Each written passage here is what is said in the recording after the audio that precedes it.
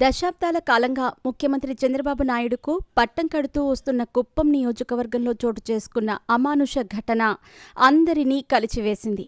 ఈ ఘటనపై పలువురు స్పందిస్తున్నారు. బాధిత మహిళకు న్యాయం చేయాలని డిమాండ్ చేస్తున్నారు. 80,000 రూపాయలు అప్పు తీర్చలేదనే కారణంతో శిరీష అనే మహిళను తాళ్లతో చెట్టుకు కట్టేసి చిత్రహింసలు పెట్టిన విషయం అందరికీ తెలిసిందే. చంద్రబాబు సొంత నియోజకవర్గం కుప్పంలో ఈ సంఘటన చోటు చేసుకుంది.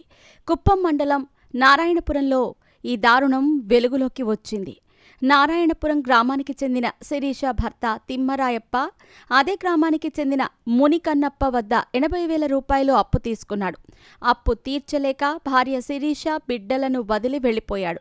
శిరీష గ్రామంలోనే ఉంటూ కూలి పనులు చేసుకుంటూ అప్పులు తీరుస్తోంది. సకాలంలో అప్పు చెల్లించలేదనే కారణంతో శిరీషను అసభ్యకరమైన పదజాలంతో దూషించి తన డబ్బులు ఇవ్వకపోతే చంపేస్తానని బెదిరించాడు మునికన్నప్ప. ఆమెను ఈడ్చుకుంటూ తీసుకెళ్లి తాడుతో చెట్టుకు కట్టేశాడు. బ్రతిమిలాడినా వినకుండా చీర లాగేశాడని, తనను కొట్టారని శిరీష ఆవేదన వ్యక్తం చేశారు. ఈ ఘటనపై చంద్రబాబు స్పందించారు. శిరీషతో ఫోన్లో మాట్లాడారు. ఆమెకు ధైర్యం చెప్పారు. అండగా ఉంటామని భరోసా ఇచ్చారు. ప్రభుత్వం అన్ని విధాలుగా ఆదుకుంటుందని అన్నారు.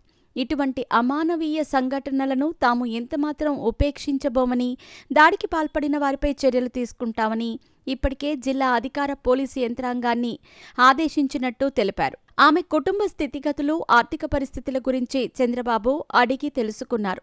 పిల్లల చదువు చెప్పిస్తామని అన్నారు. పిల్లల చదువు బాధ్యతను ప్రభుత్వం తీసుకుంటుందని హామీ ఇచ్చారు. పిల్లలను బాగా చదివించాలని ఈ సందర్భంగా శిరీషకు చంద్రబాబు సూచించారు. 5 లక్షల రూపాయల ఆర్థిక సహాయాన్ని ప్రకటించారు.